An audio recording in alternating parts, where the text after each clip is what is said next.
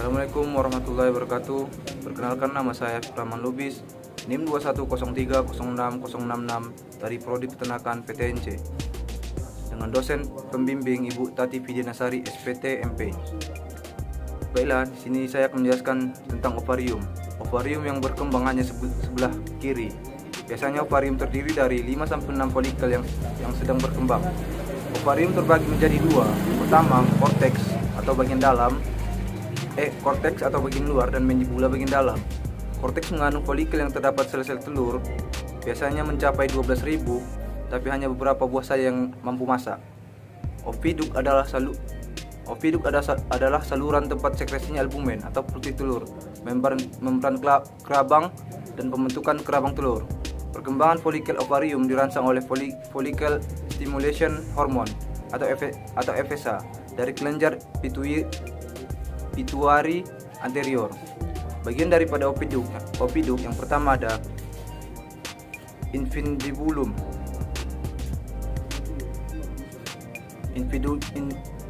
Infundibulum atau papilon berbentuk seperti corong dari oviduk yang berfungsi untuk menangkap dan menelan ovum atau yolk yang masak sehingga akan masuk ke dalam oviduk. Setelah ovulasi, yolk akan jatuh ke dalam kantong ovarium, kemudian diambil oleh infundibulum. Yang kedua ada magnum. Magnum tersusun dari glandula tubular yang sangat sensibel. Sintesis dan sekresi putih telur atau albumen terjadi di sini. Selanjutnya ada isthmus. Isthmus ini bertugas mensekresi membran atau selaput telur. Telur berada di sini berkisar 1 jam 15 menit atau sampai 1 jam setengah. Selanjutnya, bagian dari uterus. Uterus merupakan glandula kerabang telur. Pada bagian ini terjadi dua fenomena, yaitu dehidrasi putih telur atau plumping, kemudian terbentuknya kerabang telur. Selanjutnya ada vagina.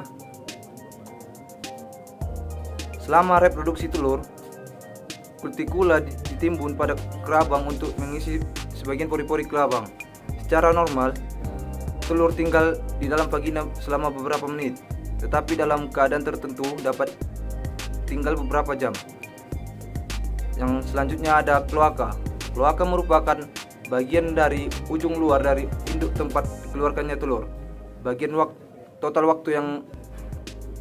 waktu untuk pembentukan sebutir telur adalah 24 sampai dengan 25 jam. Selanjutnya saya akan menjelaskan proses terbentuknya telur. Mula-mula terbentuk ovum di dalam ovarium. Ovum yang matang akan dilepas oleh ovarium dan ditangkap infundibulum. Kuning telur berada selama 15 sampai setengah jam pada persimpangan infundibulum dan magnum. Jika terdapat spermatozoa, akan terjadi pembuahan telur, maka telur akan menjadi telur fertil. Jika tidak ada spermatozoa, maka telur tidak akan dibuahi, maka telur itu akan menjadi telur infertil. Lalu selanjutnya ada kuning telur. Kuning telur akan masuk ke bagian magnum dan putih telur akan disekresikan, dan disekresikan ini membutuhkan waktu selama 3 jam. Lalu telur masuk ke isthmus dan dibungkus oleh membran sel, membutuhkan waktu selama 1,5 jam. Lalu telur akan masuk ke uterus dan terjadi pembentukan kerabang telur yang membutuhkan waktu selama 18 sampai 21 jam.